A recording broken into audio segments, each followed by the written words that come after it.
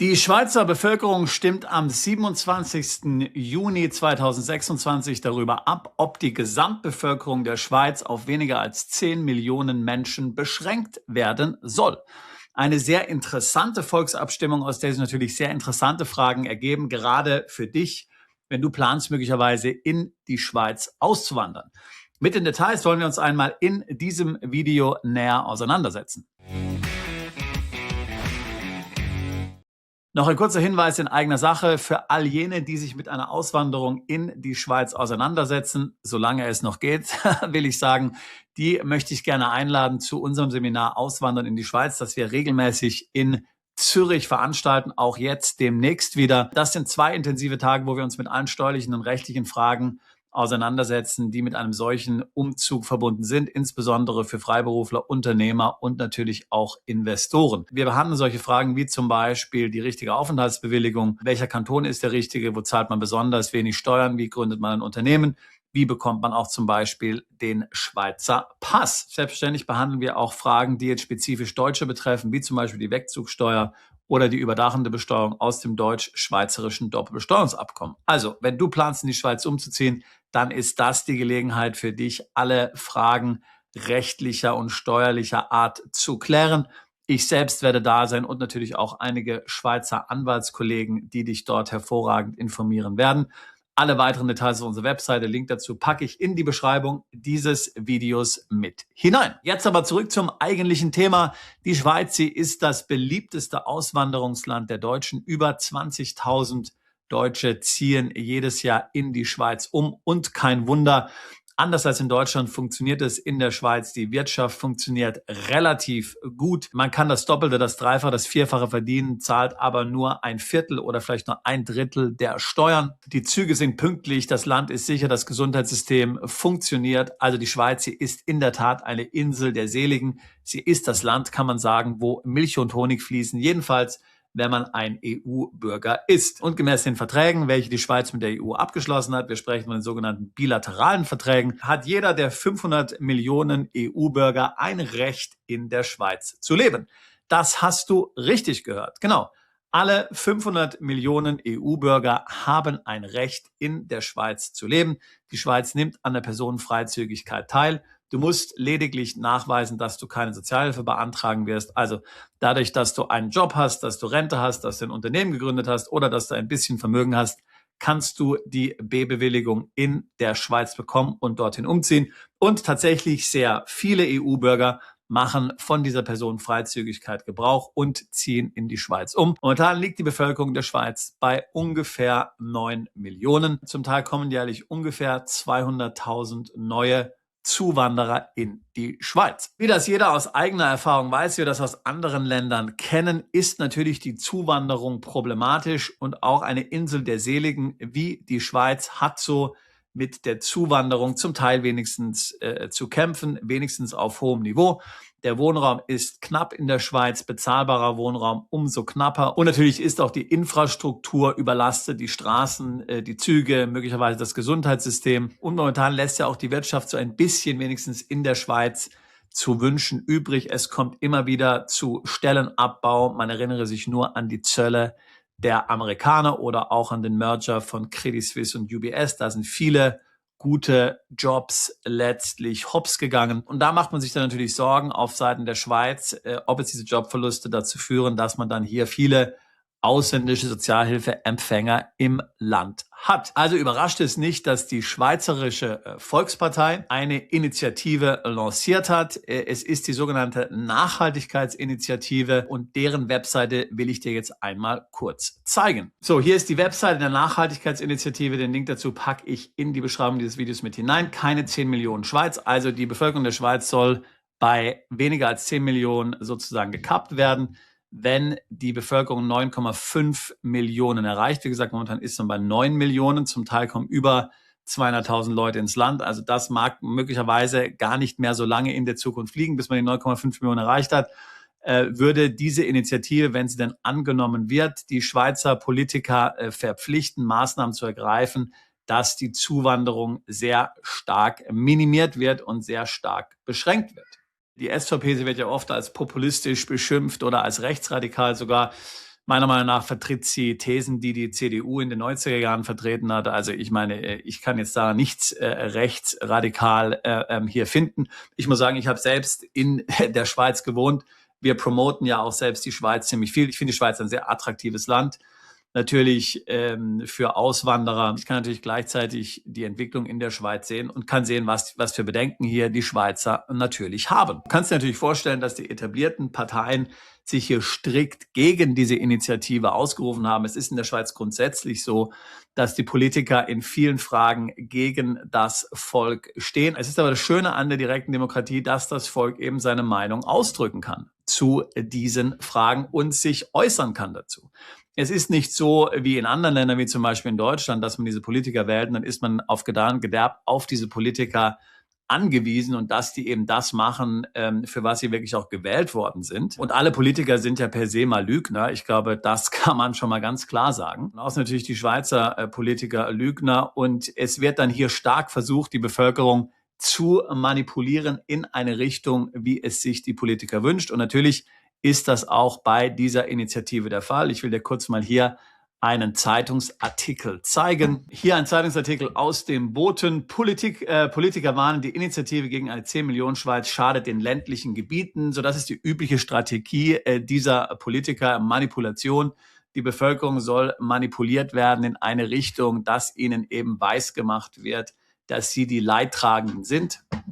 Das ist bei ganz vielen Initiativen so. Es gab zum Beispiel mal eine Initiative in der Schweiz, die sich dafür ausgesprochen hat, der Schweizer Regierung zu verbieten, die Goldreserven zu verkaufen. Die Schweizer Regierung hat ja ihre Goldreserven zu einem katastrophal niedrigen Preis vor einigen Jahren verkauft. Das hat dann die Initiatoren auf den Plan gerufen. Und auch dort wäre die gleiche Manipulierungstaktik.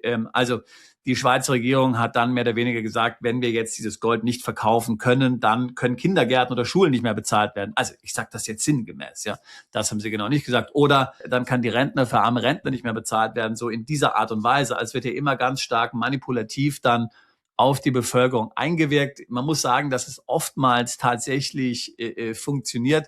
Gerade das, was wir jetzt gerade eben hier im Boden gesehen haben, dass dann manche Gebiete davon betroffen sein werden, dass da die Arbeitslosigkeit gigantisch steigen wird, dass da die Industrie zusammenbricht, dass da dieses und jenes passiert. Ja, also wir kennen es ja grundsätzlich aus allen Ländern, wo es ähnliche Umfragen gab, die sich hier gegen das politische Establishment richten. Das ist also auch kein Wunder in der Schweiz, keine Überraschung, dass sich die Politik jetzt dazu so äußert. Also ich bin gespannt, wie diese Umfrage aussieht. Ich gehe davon aus, dass das Volk diese Initiative annimmt. Die Stimmung ist so, man hat diverse Meinungsumfragen gemacht, da hat sich eine Mehrheit für diese Initiative ausgesprochen. Aber du kannst davon ausgehen eben, dass sich die Wirtschaft, die Politik ganz stark dagegen aussprechen wird, dass man hier große Kampagnen machen wird.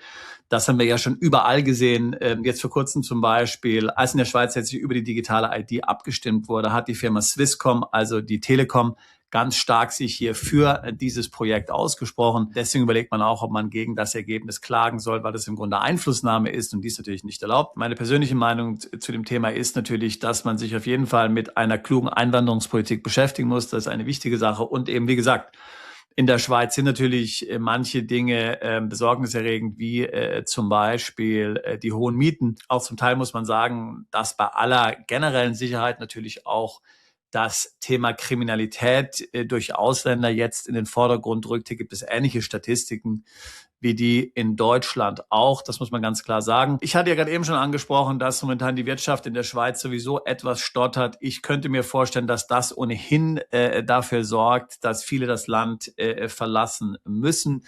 Ich kenne hier auch einige Fälle von Betroffenen. Das heißt, wenn du deinen Job verlierst und dann nicht sehr schnell einen neuen Job findest, dann wirst du die Schweiz verlassen müssen. Als Ausländer, zumindest solange du eine B-Bewilligung hast. Also ich denke, hier wird einiges passieren. Sehr interessant ist das Ganze natürlich vor allen Dingen, wenn man die bilateralen 3 bedenkt. Das sind die 9 bilateralen Verträge mit der Europäischen Union. Diese wurden jetzt ja gerade eben von der Schweizer Regierung und vom Schweizer Parlament abgesegnet. Da wartet man jetzt auch noch auf einen Abstimmungstermin, wenn das Ganze dem Volk zur Abstimmung vorgelegt wird. Das wird möglicherweise erst in 2 oder 3 Jahren sein. Ganz klar steht natürlich diese Nachhaltigkeitsinitiative in diametralem Gegensatz zum EU-Recht, zur Personenfreizügigkeit.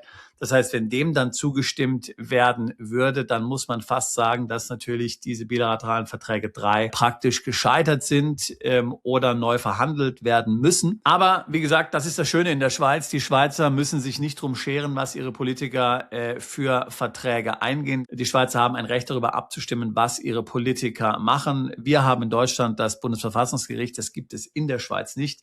Dort übernimmt diese Funktion die Schweizer Bevölkerung. Sie ist praktisch das einzige Gremium, das einzige Organ, das das Parlament zurechtweisen kann, eben die Funktion, die das Bundesverfassungsgericht bei uns hat. Das macht ja auch die bilateralen Verträge im Grunde genommen so bedenklich, weil damit letztlich das Schweizer Volk dieses Recht an den Europäischen Gerichtshof abtritt. Das heißt, nehmen wir zum Beispiel an, die bilateralen Verträge 3 sind jetzt unterschrieben und das Schweizer Volk stimmt diesen Verträgen zu. Und dann würde eine solche Volksinitiative kommen, wie jetzt die Nachhaltigkeitsinitiative. Dann könnte der Europäische Gerichtshof schlicht und ergreifend sagen, das widerspricht dem EU-Recht und dafür sorgen, dass die Initiative gar nicht erst stattfindet, beziehungsweise dass dann im Grunde genommen das Ergebnis nicht anerkannt wird und im Grunde genommen so dann nicht umgesetzt werden darf vom Schweizer Gesetzgeber, nachdem das Volk dazu positiv geäußert hat. Zumindest nicht, wenn diese Verträge beibehalten werden sollen. Also das ist auf jeden Fall etwas, diese direkte Demokratie, die natürlich an der Schweiz sehr positiv und sehr attraktiv ist. Was heißt das für dich konkret als jemand, der möglicherweise in die Schweiz auswandern will? Und ich würde mich auf jeden Fall natürlich mit der Jobsituation in der Schweiz auseinandersetzen. Wenn du dort einen Job suchst, solltest du natürlich schauen, gerade im jetzigen Klima, ob du dich dafür qualifizierst, ob du tatsächlich danach gesucht wirst. Die meisten unserer Mandanten, ehrlich gesagt, sind Mandanten, die jetzt nicht auf einen Job dort angewiesen sind. Sie gründen entweder selbst ein Unternehmen oder leben in der Schweiz als Privatiers.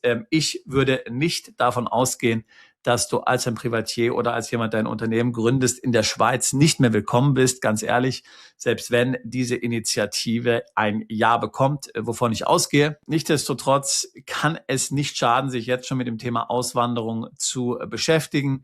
Es ist garantiert jetzt sehr einfach und wenn man sich diese Initiative anschaut und das Volk stimmt dem tatsächlich zu, wovon ich ausgehe, dann kann es in Zukunft nur schwieriger werden, in die Schweiz auszuwandern. Als ich in die Schweiz ausgewandert bin, das ist aber wie gesagt schon 25 Jahre her, da waren die bilateralen Verträge noch nicht unter Dach und Fach. Ich musste einen komplizierten Prozess durchlaufen, bis ich dann die Bewilligung B erhalten habe. Heute gibt es das für EU-Bürger nicht mehr. Also das heißt, auch hier muss man eben agieren und darf nicht zu lange warten, wenn man das wirklich vorhat. In diesem Sinne, wenn auch du dich mit dem Thema Auswanderung in die Schweiz beschäftigst, dann würde ich mich freuen, dich bei unserem Seminar in Zürich begrüßen zu dürfen oder sonst natürlich auch gerne ein Beratungsgespräch buchen. Alle weiteren Details auf unserer Webseite. Link dazu in der Beschreibung zu diesem Videos. Wie gesagt, ich habe früher selbst in der Schweiz gewohnt. Ich habe Deutschland, ich habe die EU vor 25 Jahren verlassen. Ich bereue es bis heute nicht. Ich denke, du wirst es auch nicht tun. Die Schweiz ist meiner Meinung nach das ideale Sprungbrett. Dort kann man mal eben auswandern hin, kann da ein paar Jahre sich neu orientieren, schon mal aus dem deutschen System draußen sein, sich neu kalibrieren und dann sein endgültiges Auswanderungsziel suchen. So machen es viele Mandanten, so habe auch ich es gemacht, so hat es der Daniel zum Beispiel auch gemacht. Also durchaus ein sehr passabler Weg und ich denke nicht, ehrlich gesagt, dass die Schweizer etwas dagegen haben würden in deinem konkreten Fall. Also in diesem Sinne würde ich mich freuen, auch dich alsbald zu unserer Mandantschaft zählen zu können. Bist du Unternehmer, Freiberufler oder Investor? Zieht es dich schon lange ins Ausland? Mach heute den ersten konkreten Schritt in eine Zukunft mit mehr Geld und mehr Freiheit. Buche ein Beratungsgespräch mit Sebastian und seinen Kollegen. Unsere Kanzlei unterstützt Mandanten wie dich dabei, deine Steuerlast legal zu reduzieren, Vermögen aufzubauen und zu schützen und deine persönliche Freiheit zu maximieren. Profitiere jetzt von unserem Fachwissen und unserem Netzwerk. Gehe zu mandatierung.com und werde Mandant unserer Kanzlei.